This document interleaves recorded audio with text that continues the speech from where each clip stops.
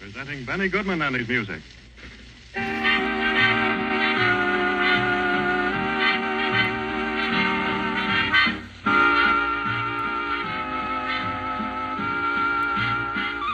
All right, here we go. Got some time with Super Jive here, as they might say. Hey, Karen.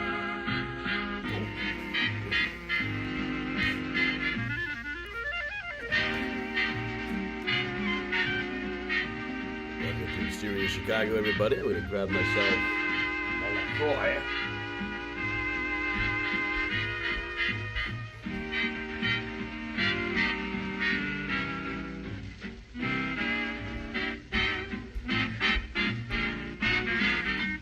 I'm in fact a LaCroix boy.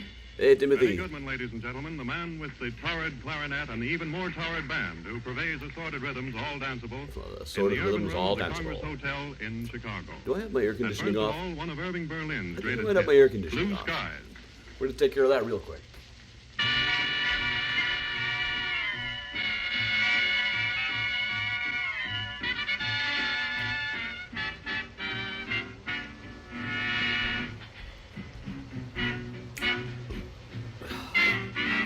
And Miles will be here shortly, I'm sure.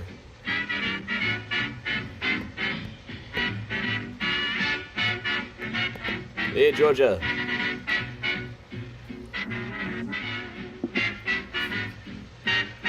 Well, Miles is back there. He's sitting in the box next to the chair. He looks like the cardboard, but here he comes, here he comes. What's that here?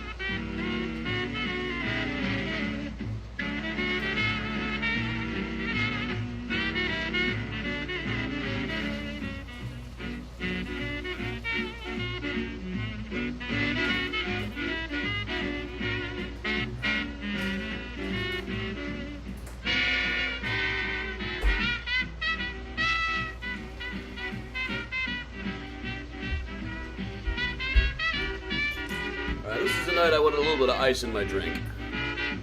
Hey, Mary. Hey, Donna. But not too much ice. I don't want to water down the whiskey, you know. Hey, Bob. Hey, Timothy. Stormy Kansas City out there. I hear this, I'm seeing a lot about the premiere episode of South Park. I go back and forth on that show. Is YouTube not working? Let me see here. YouTube appears to be working. I got a few people watching on it. It is streaming to there, according to the data here. Hey, Kathleen. Hey, Casey and Paula. And the euphonium section. Corrupt people, yes!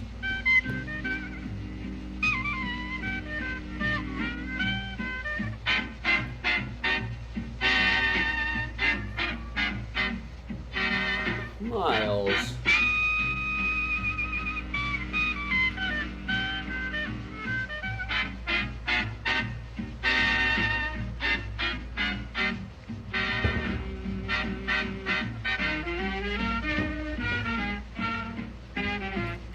Just a little bit of Heaven's Door rye, which I always describe as the taste of hot brown Midwestern nights. Those nights in the Midwest in the summer when the sky is just a dark brown color. It's just so blazing hot, but it starts to cool off just a bit in the summer, just a bit in the evening. This is the exact taste of that. I got a playlist that's the exact sound of that. Benny Goodman presents Helen Ward singing with But I don't like going outdoors in it.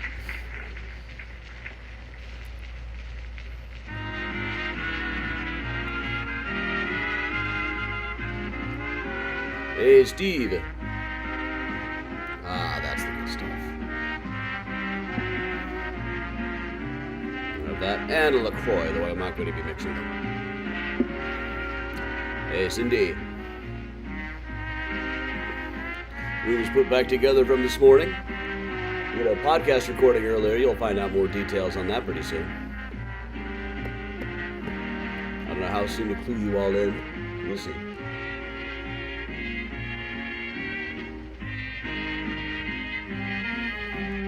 Evening, Lisa. Evening, Grandma Bell.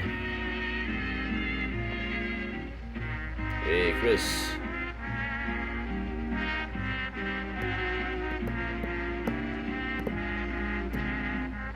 Welcome along, one and all. It's Hyde Park Tales. I always like this one. One of the fun things about this is it is filmed in the snow. And so we can all just imagine we're there.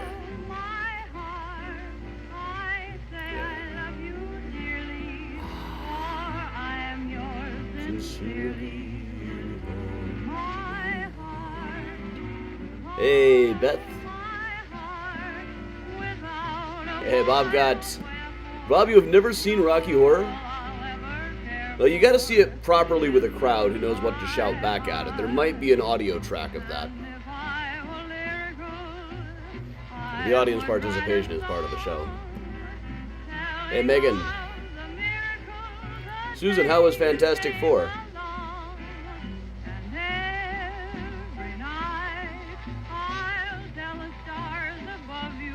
Hey, Dad. Well, that sounds delicious anyway.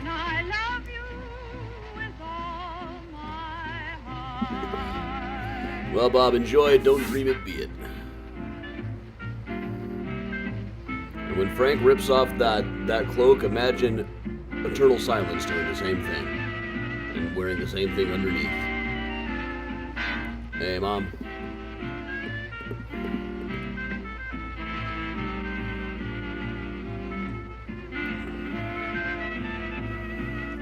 We'll just be in the snow through Rosalie Village here. Welcome along, everybody. Evening, Keith.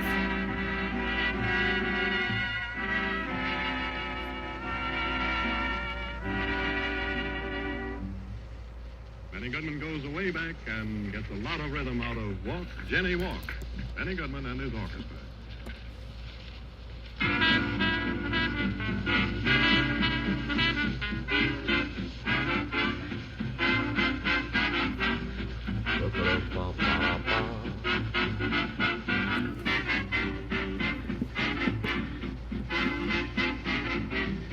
Hey, Diane, enjoy the book discussion.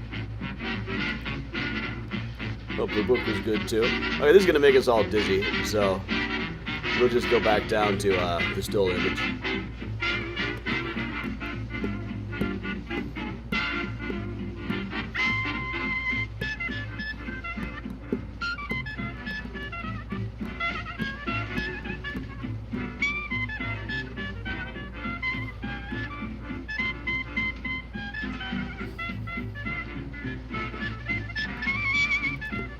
Adding a bit of ice cream. That kind of goes contrary to the diet, I would think.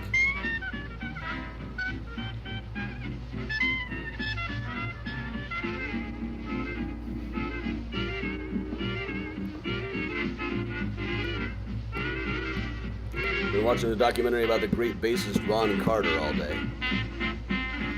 Off and on all day when I got 10 minutes here, 10 minutes there.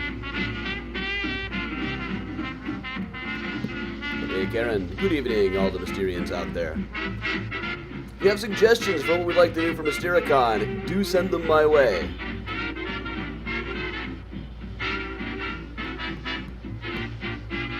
We're putting it together. I don't really know, like, how many people we're expecting this year, so I'm having a hard time figuring stuff up. You know, numbers are a little bit lower these days. Things wax and they wane. Hey, Laurie. Over the new podcast will help with that. We got a great name for it. You guys are going to love it. You're going to enjoy this big, long, deep dive.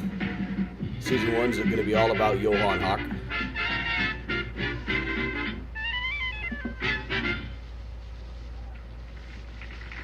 And Maureen, Diane. And they all loved it. They all loved those fast ones when they played by Benny Goodman. And now another one just in the same vein, Rosetta.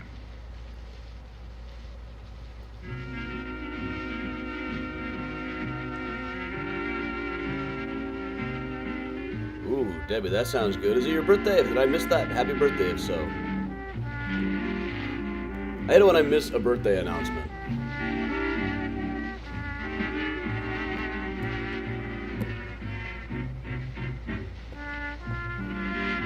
We're going to get a Benny Goodman one more tune here, and then we'll get started properly with one of my favorite of the tours. One of the later additions to the tour catalog as well.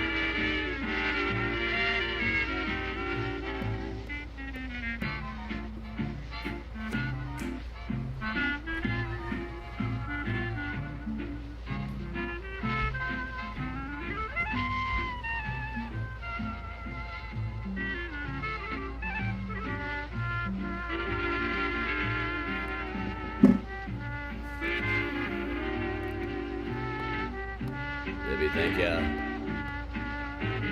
Hey, Kirk. My eyes coming up? I know you can make that jump. You made it many times. You made it today. Hop on up. It's okay. Hop up. You can do it. Miles. Don't be silly. You know you can make this. There you go. This particular house is a W.W. Boyington, I believe, in Rosalie Villa, which we'll be talking about in a second. Who does it belong, yo? That's how they talk in the movie Cool as Ice, which my friends and I thought was a great model for how to be cool at one point, in which Vanilla Ice advises a girl to drop the zero and get with the hero.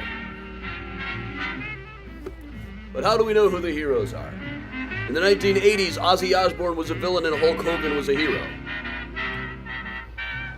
Hulk Hogan managed to thoroughly disgrace and embarrass himself in the last years of his life, as Ozzy went out with a massive love fest of a final concert and raised $190 million for charity, right before passing away.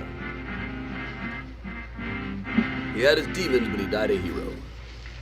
Music by Benny Goodman is being presented from the Joseph Urban Room of the Congress Hotel All right. in downtown Chicago. That is Benny Goodman wrapping it up, or at least taking a break from our end, because this happened almost 90 years in the past, which means that we can go ahead and hit pause when we feel like it. We'll bring him back up for the post-show party later, but that means it is time for us to get started properly. Welcome along, everybody. I'm Adam Selzer from Mysterious Chicago Tours. I've been a tour guide and historian here in Chicago for over 20 years now. I've got about a dozen Chicago history books out, including Mysterious Chicago, the book, Graceland Cemetery, Chicago's Stories, Symbols, and Secrets, H.H. Holmes, The True History of the White City Devil, Graveyards in New York is a little bit different. Graveyards of Trinity Church in St. Paul's, a history and guide. And coming soon from Arcadia, the same publisher, Chicago's Serial Husband, The Marriages and Murders of Johann Hawk, which will also be the subject of a 10-episode, 30 to 40 minutes each podcast series. So we're going to be going way in on the story of Johann Hawk. There will also be a companion book about the same time. Like, how much can I get out of this story? It's a lot. This was a very big story. It took an awful lot to put together, but it was such gratifying, rewarding, and fascinating work to go through. So, all right, everybody, today we are going to be talking about the Hyde Park and Kenwood area. I'll just show kind of a map. See, here's the Loop in Chicago. You go down below Chinatown, you go down below Bronzeville, and over to the right you find Kenwood and Hyde Park, right about there. Now, there was this fantastic article that came out about 100 years ago. Apparently, people who worked at the Hyde Park Telephone Exchange, the telephone operators, said that the women in Kenwood had the filthiest mouths of anybody in the city. You know, this is back when there was always an operator listening when you were on the phone. I mean, they can still listen on you now. We all know that. But there's also, why would anybody care what we're saying? I think that's the thing. They can listen in on us, but why would they bother? Except if they enjoy hearing people using profanity on the phones. So, once in a while, we do find some interesting stuff, I'm sure. We're going to go cover some of the history. We'll start, in fact, right about on the lakeshore, with some of the very beginnings of the area in its modern incarnation. This is all some land that was bought up by Paul Cornell. Paul Cornell was a cousin of Ezra Cornell of Cornell College. In the 1850s, he bought a whole stretch of land here along the South Shore in Chicago and donated some of the land to the railroad companies. Like other cities, at the same time period, people were like going door to door begging farmers for money to raise to get the railroads to build a road from Galena to Chicago. Paul just gave them some land and said, hey, build some tracks down here. That way, people will buy the land and make it a commuter town. So, in addition to building this whole place, Mr. Paul Cornell, pictured here, looking kind of like he's already been dead for a couple of days, but propped up just so they can finally get one last picture of him. He combed one side of his hair anyway. But he built right about on this spot the Hyde Park Hotel. This was a place where people like Prince Albert and Mary Lincoln are said to have stayed. Now, 1918 is now the Hampton House. This one was gone a while ago.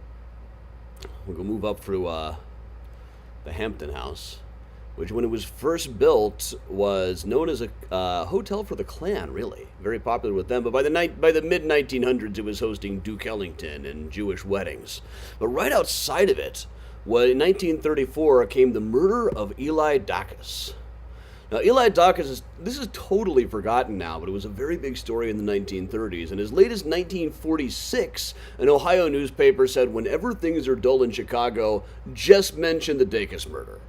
Now, Eli Dacus was an advertising executive. One day he got into a car out here, rode about a block.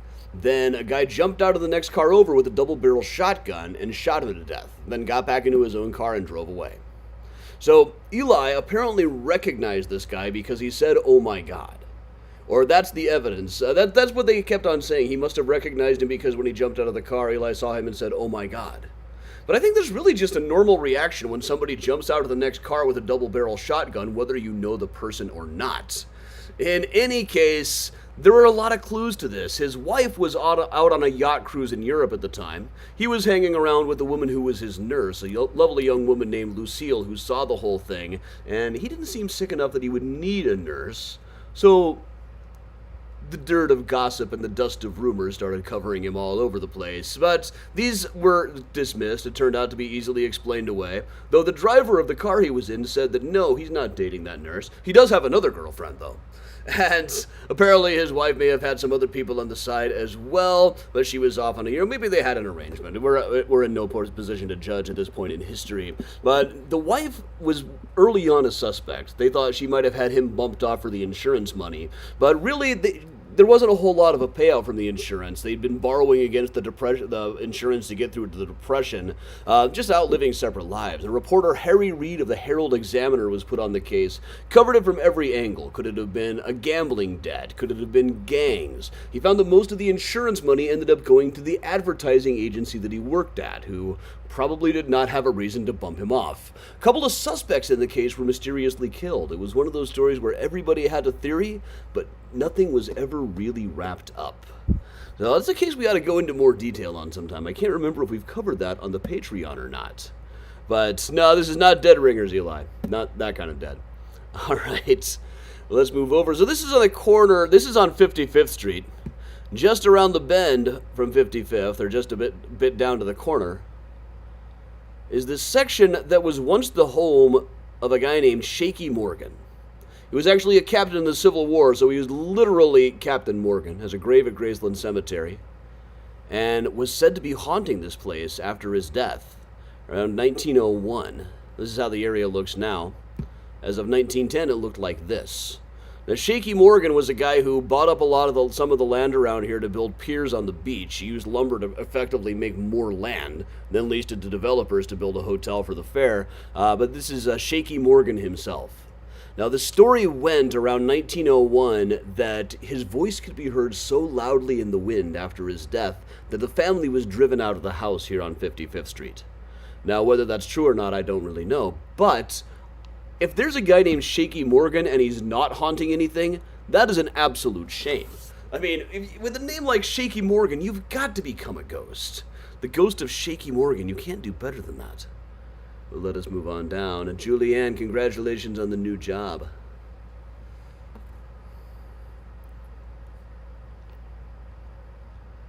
We're just going to head over to 55th and Hyde. over here, we have got the old home of Mary Hastings Bradley, who early in her career was a jungle explorer. She wrote books about going on safari in Africa that were said to be major inspirations for Theodore Roosevelt when he went on safari in 1912 after losing the election, charting the River of Doubt. But you could only make so much money writing travel books at the time. The real money was in mystery novels. So she wrote books like The 40th Door. Now, later on, she was sent to document the remains of concentration camps in Europe after World War II. Her writings on it never really came together. There's not much out there. Though she did say that she had seen evidence that that they were developing these missiles that could have gotten across the ocean in an hour and a half, and said that if D-Day had come a month later, the war would have been lost. Now, also, her daughter Alice became a science fiction writer of some repute under the name James Tiptree Jr. Fascinating person. She's unmarked at Graceland Cemetery. There's this cylindrical grave near her plot that is sometimes mistaken for her grave. But she wanted to be buried very specifically with no ceremony, no recognition whatsoever. Oh, we're talking about explorers here. Of course, we've got a long reputation for professors around the University of Chicago, where Hyde Park is, going off on safaris and expeditions. This is where Dr. Henry Jones was a teacher, also known as Indiana Jones, of course, who would go in front of his class and say to forget any notion of lost cities. Archaeology is the search for fact. We do not follow maps to buried treasure, and X never ever marks the spot. 70% of all archaeology is done in the library, research, reading. We cannot afford to take mythology at face value. It's a good line. I used to use it on ghost tours all the time. An awful lot of stuff around here designed by Henry Ives Cobb, an architect who really specialized in these kind of old-timey looks and has great buildings and houses all over the city. But we're going to check out briefly first, nearby the campus, right across, one of the professors who could just about have been a model for Indiana Jones, living in this house designed by Howard Vander and Shaw, James Breasted. Looking here not unlike he might go around, hopping an airplane and hating snakes. But Breasted was one of the first Americans to be a really notable Egyptologist. He got a PhD in Egyptology in 1894, worked on a collection compiling all extant hieroglyphs, some of which he translated, and no one's come up with a better translation since. So he was working on scouting archaeological sites, then supported Howard Carter in the expedition into King Tut's tomb. Now here's the whole expedition. Professor Breasted is over on the left, inside one of the tombs during the expedition. He was in charge of deciphering the seals on King Tut's tomb. Here he is, working on the king. Now, there were rumors as of 1923 already that there was a curse on this. Dr. Breasted's son laughed to Genevieve Forbes Herrick, the reporter, saying, there was lots of grave robbing in these places. The whole thing about there being a curse really came quite a bit later. I kind of was struck looking over this article again. It's lots of grave robbers. If this was true, lots of grave robbers would have been cursed. Well, they're all dead now, aren't they? Everybody who was robbing these tombs 2,000 years ago is dead by now. Astonishing. And when Dr. Breasted died, immediately people started talking about King Tut's curse. If you can just look at the guy and see that he was, nothing unusual about a man of his age passing away. The best they could find was when he got back from the expedition, there was a snake in his canary cage. The canary had been eaten by the snake was still in the cage. It's kind of an abstract way for a dead king to take revenge, but I guess we can't really pick these things. The world is a strange place, and one person who knew that especially well was Gertrude Abercrombie, the jazz witch of Chicago. There's a great self-portrait of my sister by her is at the Art Institute. She didn't have a sister. But this was the home of Gertrude Abercrombie, who was raised by itinerant opera singers. In 1935, she was hired to do paintings by the WPA and realized that her artwork could have value. It was something that she could be paid for. But her house became especially known as a regular stop for jazz bands who toured and stayed in Chicago. If you were coming through here, you could probably do better staying with Gertrude than you could staying at one of the hotels. The Modern Jazz Quartet lived here off and on for a couple of years. She said that Charlie Parker was a real pain in the neck to be around, but everybody let him get away with it because it was Charlie Parker. Dizzy Gillespie became a particularly close friend. He called her paintings bop paintings. He was playing bop music, she was doing bop paintings, a form of surrealism. This is one called Strange Shadows. I can just look at this. I've got this set up as a screensaver on my television. She said, everything in this mysterious, the whole world is a mystery. The artist Giorgio de Chirico used to say similar things as well. There's another one of hers. They're not quite the right shadows.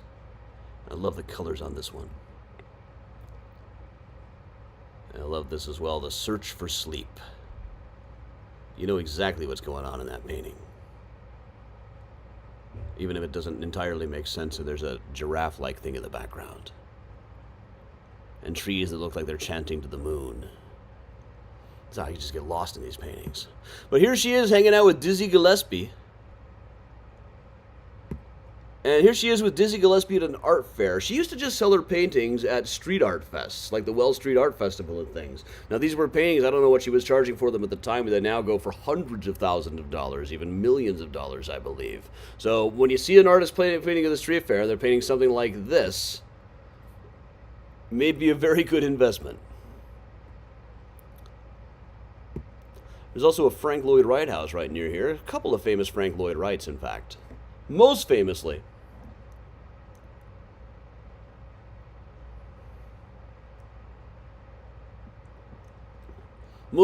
the Roby House. One of Frank Lloyd Wright's most famous houses of the era. And their view of it here, so really emphasizing the horizontal. It's been restored quite a bit on the inside. There's some excellent tours that go on in there. The gift shop is not quite as good as the gift shop at the home and studio out in Oak Park, but it's a lot of the same stuff. But lesser known is a building here that shows Wright at really about the height of his influence of Louis Sullivan. This is the Isidore Heller House. 1896, relatively early for a Frank Lloyd Wright when he wasn't just working for Sullivan himself, with friezes all around by Richard Bach. You see these go all around that top edge. Kind of a precursor to his art glass windows, which the ones at the Roby House were actually designed by Marion Mahoney Griffin. And here's a drawing of it, probably also by Marion. Some other shots, a little bit closer in on the friezes. Now, Richard Bach, who designed these, also designed the Lucius Fisher Columbarium at Graceland Cemetery. This thing is always a hit. I'll speed it up a little. Right here by the pond. This is Lucius Fisher, businessman. Now, the thing by Richard Bach there is actually a door. Inside of this are ashes. If you look just under the sleeve, you'll see the keyhole here. Always a hit showing this thing off. We'll go just a little ways up from that 57th and Harper, a building you always see when you get off of the train down here. I love this. Pepperland. 57 blocks below Madison lie Pepperland, or lay, I'm not sure which. This was named as such in the 90s after the region from the Yellow Submarine movie. It was the home of the University of Chicago's Ultimate Frisbee team, which in the 90s were really known for their parties. Probably their potties, too, after a particularly good party. They trashed it until about the late 2000s when a developer came in and bought it. It's all been turned into condos now, but I do love the color scheme, and I love that it says Pepperland there. But just around the corner from this, at 57th and Harper, you get into this neighborhood called the Rosalie Village. Now, this was a planned community, And back before the railroad tracks were raised, these houses all sort of backed up to the lake, or the ones on one side of the street did, so people could just walk their boats out to the lake. It hadn't been expanded quite so much then. But this was all developed by a 23-year-old real estate developer named Rosalie Buckingham. She was a cousin to Clarence Buckingham, the namesake of the Buckingham Fountain. We'll keep on moving here. It's such a cool community. It was supervised by Solon Beeman, who also did the neighborhood of Pullman, and a lot of the Pullman-related buildings. We had a Pullman-related coyote picture up yesterday, or if we didn't yesterday, no, next week we will. It's a bit of a preview for the Patreon people. This blue one here is designed by W.W. Boyington, though Solon Beeman was supervising the whole neighborhood. Rosalie herself would eventually marry Harry Selfridge, who was the general manager of Marshall Fields, then moved with her to England, where he started Selfridge's. Terrific PBS series about him, Mr. Selfridge. Is a terrific book based on a book called Shopping, Seduction, and Selfridge. Henry Selfridge himself wrote a book called The Romance of Commerce, which is a snooze and a half. Yeah, this is the one by W.W. Boyington, who also did The Water Tower, The Gates at Rose Hill Cemetery. Yeah, here we're going to get into more of a complicated one. Somewhere around here on about 5748 Blackstone, most likely, but the newspapers all just described it as being Washington. At the time, there were about 15 Washingtons around the city, but back in about 1905, there was a woman by the name of Mrs. Fanny Elizabeth Mize, a wealthy widow living at the Hyde Park Hotel. Her husband, a coal dealer, had died 12 years before. Now, she was mostly living in New York, but in August of 1905 was walking with her friend Mrs. Wilson when somebody came up and said, "Give me all your money." He said specifically, "Give me your money and be quick." Saying "stand and deliver" was kind of out of date by now. Now, Mrs. Mize apparently reached for the gun to shoot him and ended up getting shot herself. Now, there were all sorts of rumors, like maybe Mrs. Wilson, the woman who was walking along with her, might have been connected to some kind of bookie. People said it hardly seemed likely that he'd shoot them when he only really intended to rob them anyway. And after all, they said, this seems like a quiet neighborhood. Now, they sometimes call this the Del Prado mystery. They ended up catching a lot of people and arresting a lot of people for this, suspect after suspect. The thing about it is, the witnesses all said that it was a white guy who did the shooting, but they just kept arresting black men. Imagine. One of them even tried to explain it, well, couldn't it have been a light-skinned Negro? So several people were arrested, but all of them were eventually let go. One theory was that it was a guy named G.C. Miller. A couple of weeks later, a guy who lived nearby fired a bullet into himself. The story goes that he was trying to kill his wife and then himself in a murder-suicide and mistook Mrs. Mize for his ex-wife, which doesn't seem that likely to me, but that was what Inspector Shippey said had happened. Inspector Shippey comes up a lot in stories of that era. He's a major player in the Johann Hawk case, and generally, I love this article here. Our incapable detectives, the efficiency of the Chicago police, and especially of the detective department, may be seriously questioned. One atrocious crime after another is committed here, but the detectives do not seem to have the least success in apprehending criminals. They do not succeed even when they have a plain trail to follow. They do not display the average degree of intelligence which is noted in the men who are in the business in New York and other American cities. And yeah, there is a long catalog of mysterious murders, some of them flagrant, which deflect infinite discredit on the Chicago Police Department. At one point, they said the Chicago police only catch somebody if that person turns himself in. Let's move over towards the lake a little ways. Right here, there is a plaque out. It was kind of hard to get footage of when the snow, that wonderful snow. Right around here, this might have gotten out of focus over the years. Right around here, there's a plaque showing that this was the start and end point of the first professional automobile race in the country. It was back in 1895. There was a race from here to Evanston and back, a total of 55 miles of the course with the snow and the slush, November 1895. This is a vehicle called the Duryea motorcycle, which made that 55-hour trek in 10 hours and 17 minutes. Most of the cars that set off didn't make it all the way back. One reporter said no records were broken, but various parts of the mechanism were. Duryea went into the ditches 2 or 3 times, but at least managed to get repaired. By the time he got back, 2 of the judges had gotten fed up and left. That's all over kind of by Midway Plaisance. This is where the Midway was for the World's Fair of 1893. Plaisance being French for place that is pleasant.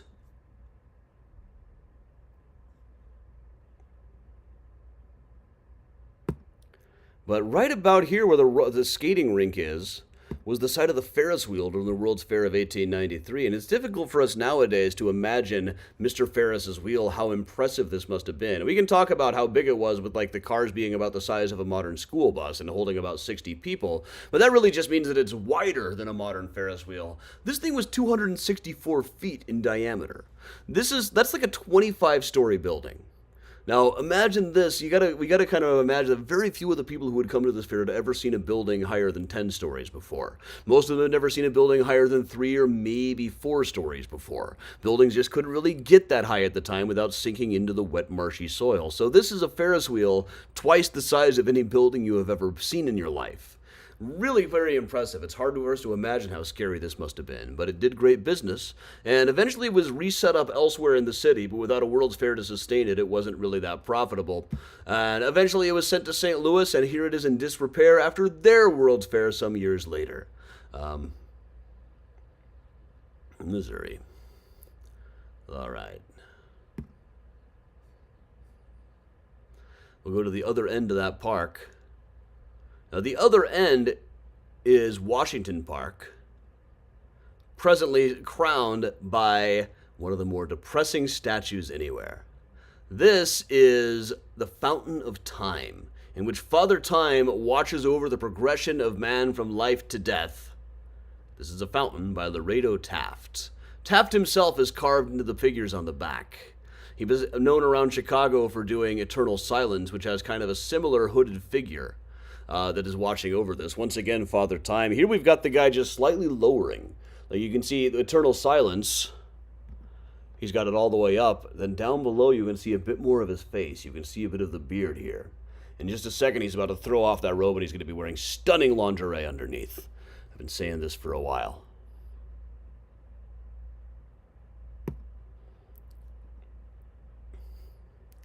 Move back over onto 55th Street, where the Starbucks is now in the mid-50s was a storefront theater called the Compass, now long since gone. But it was the birth of improv comedy in the United States by a lot of metrics. And inside of the Compass Theater, they would do improv with people like Elaine May of Nichols and May, Barbara Harris. They eventually moved way up to the north side. And just around the edges here, into the Kenwood neighborhood, we can come to the Harvard School, not to be confused with Harvard proper, though it often is. Harvard was a private school. George Pullman Jr. and his brother got kicked out of the place. They got kicked out of lots of schools because nobody could really stand them. But among the more famous pupils there were Leopold and Loeb, the thrill killers of the 1920s. So exactly why they decided they should commit a murder differs depending on which version of the story you're reading. They were really just never very clear on it. A lot of it was just they were kind of bored. But down at the end of the road is the Franks house, which was the home of Bobby Franks, who is often said to have been a cousin of Richard Loeb, though I don't think that's actually true. It's one of those things that one person said it so it gets rehashed over and over. I've been guilty of it as well. We all are now and then. But Bobby Franks was a 14-year-old kid. Leopold and Loeb had been planning to kill somebody else, possibly because they thought they were criminal masterminds, partly because they were just bored. They thought the ultimate intellectual thrill would be to commit the perfect crime. Or Loeb was a psychopath and Leopold was just kind of under his spell. All of these things are possible. But one grim day in 1924, their intended target not being found, they settled on killing Bobby Franks, picked him up in the car, and at some point driving along. Now, one thing, they both blamed the other for this, but one of them killed him with a chisel. I'm guessing it was Loeb that did it.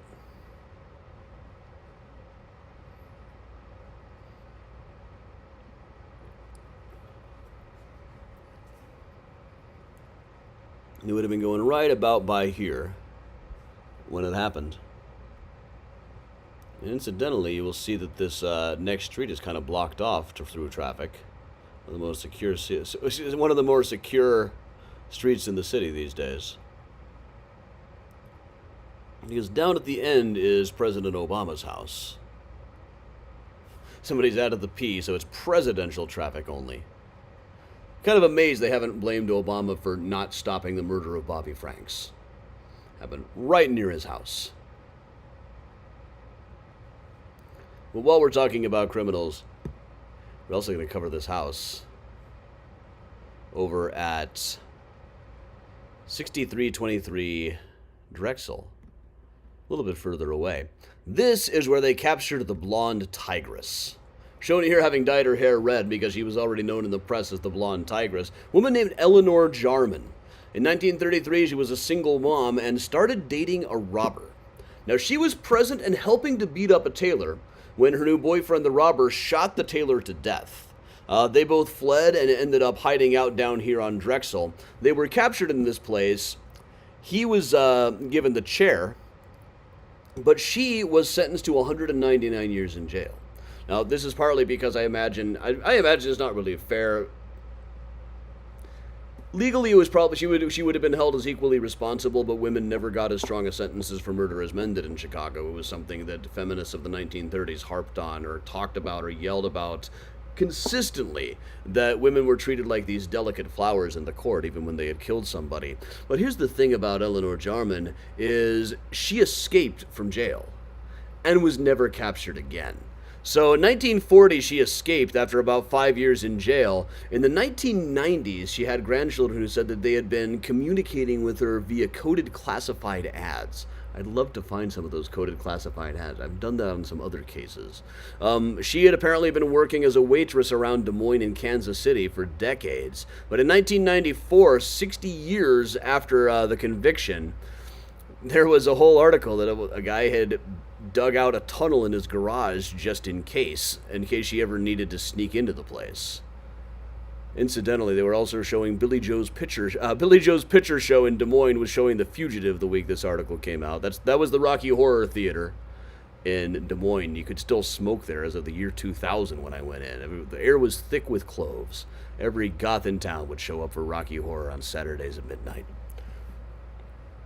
She said at the time she was living in a nursing home outside of Des Moines. Your grandmother, the blonde tigress. Now, my grandmother was in a nursing home in Des Moines at the time. I know she hadn't been working as a waitress for years, so I knew it wasn't her. But I remember in about 1994 going to that nursing home and seeing all those old people gathering around. I remember Lawrence Welk on Channel 11 was something that they put on their calendars there. And I guess have to wonder now, was one of those old women sitting around the blonde tigress? It's possible. Who knows? But all right, Billy Joe's Picture Show, yeah, $3. It was second-run movies. They had tables you could get. You could order a pizza to your table. So these would have been like, it would have been the dollar movies anywhere else, but here it was, because it was Billy Joe's. Late lamented Billy Joe's. Saw a lot of good movies there. Saw Beetlejuice there. Major League 2, I think. But all right, everybody. So that's our show for today. This one was a little bit short. I forgot that this one runs a little bit short. I'll have to add some more stuff to it when we do it next year. But there's always more stuff to research and always more stuff to do, and a lot coming up right now. So everybody, thanks a lot for joining me. I am Adam for Mysterious Chicago Tours. We're going to get the Benny Goodman back on here. We will just hang out like we always do. Let's party, everybody.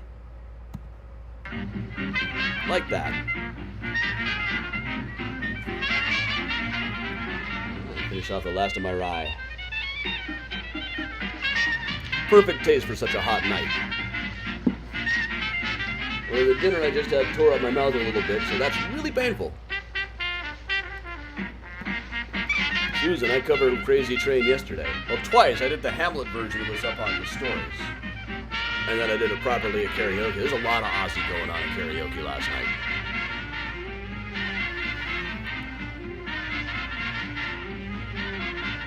Hey, Georgie, good to have you.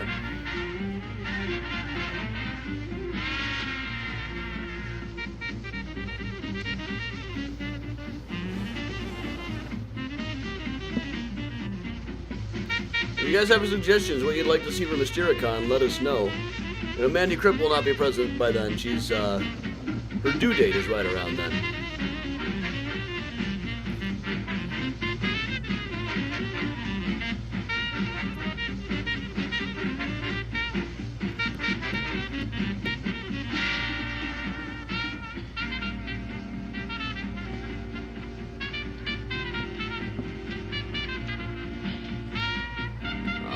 That's not very nice.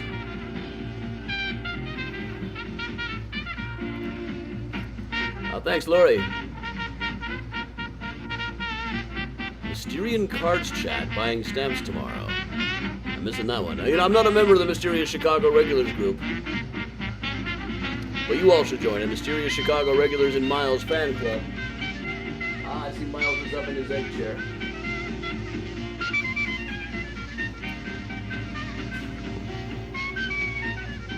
George, I believe the con itself is 20. There will also be regular tours and special events. I don't know if I'm doing the boat this year. It might be a little late for me to have gotten the boat. But I could also still probably pull it off. Probably. In a year when ticket sales have not been great, the boat is a real risk. Renting that boat cost more than my first 3 or 4 cars. Granted, they were pieces of junk. I paid my dad $600 for that old 85 station wagon. Nobody else was going to pay him that much.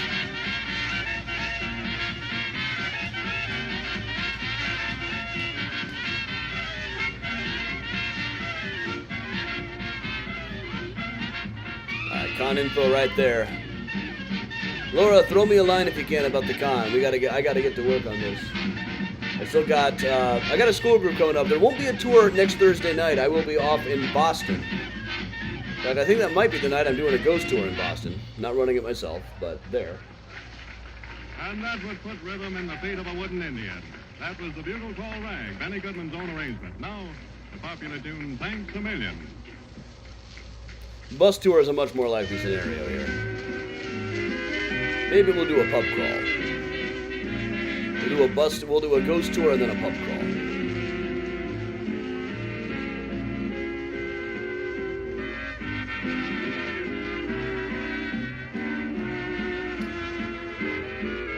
I was just thinking the Counting Crows song, Walkaways. Gotta rush away, she said, been to Boston before. It's weird, you know, when that album came out, Recovering the Satellites, I hadn't experienced most of the things in that album, but it felt like every song was about me. Except Walkaways, which now sounds like it's about me.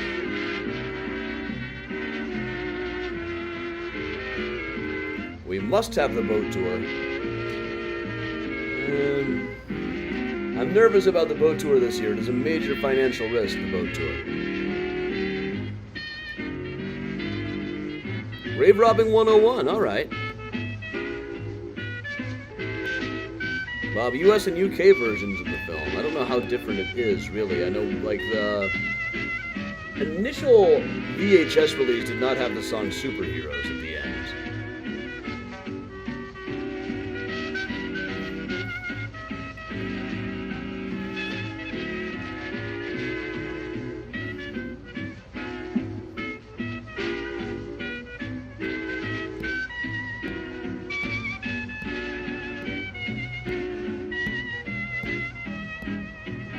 I feel like raising the prices doesn't really help because it hurts the sales.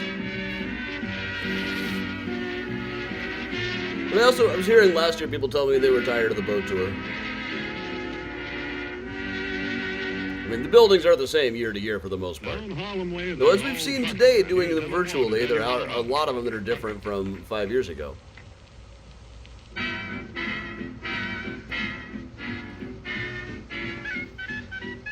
Maybe the next day or so I can have this. I can get the poster and everything set up. I'm off to a start. Bring it to the con, Bob. That's interesting. How long did the anti-Semitism last from Leopold and Lowe? Well, Spencer, that's kind of implying that anti-Semitism never ended. There was definitely an uptick afterwards.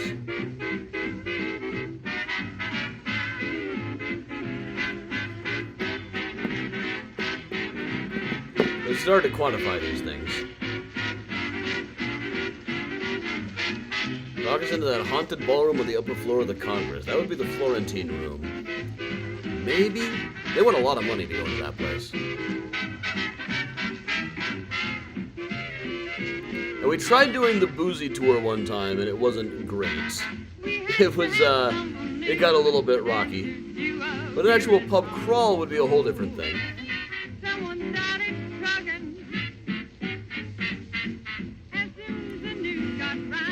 Well, Critter Keeper over on YouTube, it will be around then.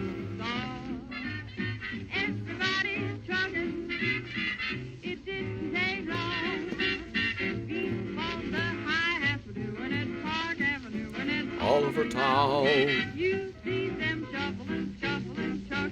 Yeah, I just did a bus ghost tour with a school group. Layla and I teamed up for one.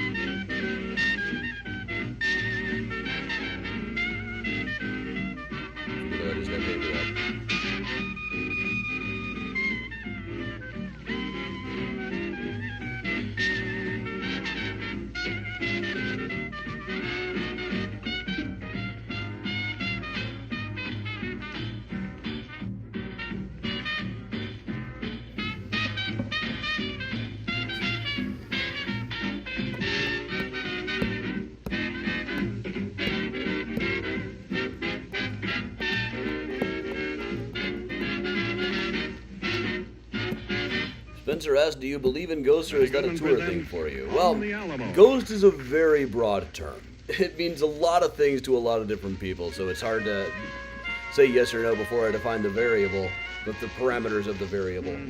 But no, I don't really think like a translucent version of you flies out of your nose at the moment of death or anything.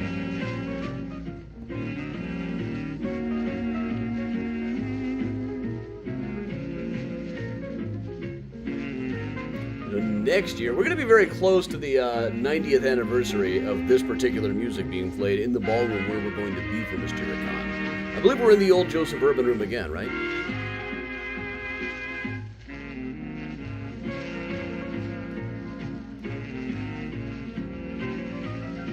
It's roasting in here.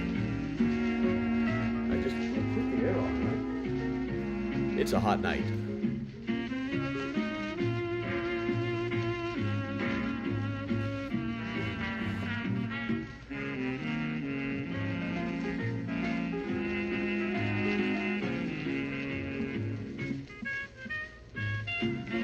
Figure out how many Meatloaf songs are about hot summer nights. It's a lot. Thank you, Spencer. Have a good night.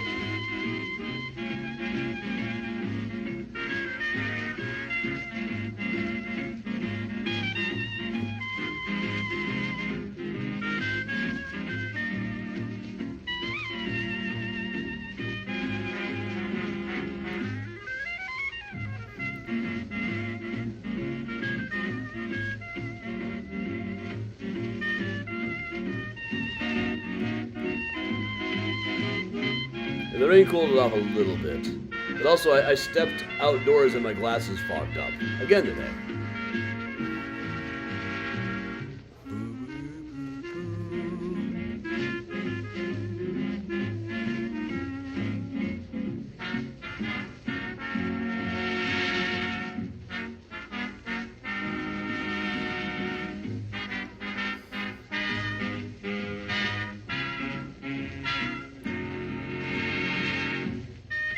Meg, that's always lucky when the drunk on a tour just passes out. I had so much trouble with that when I ran bus ghost tours.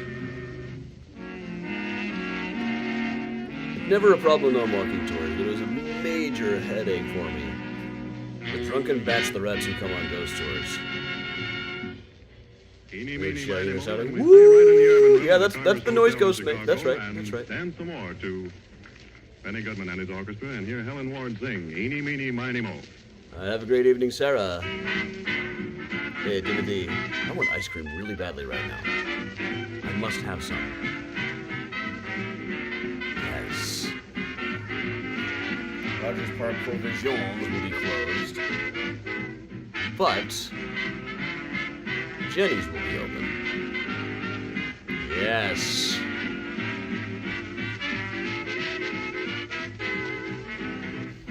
Well, all right, everybody.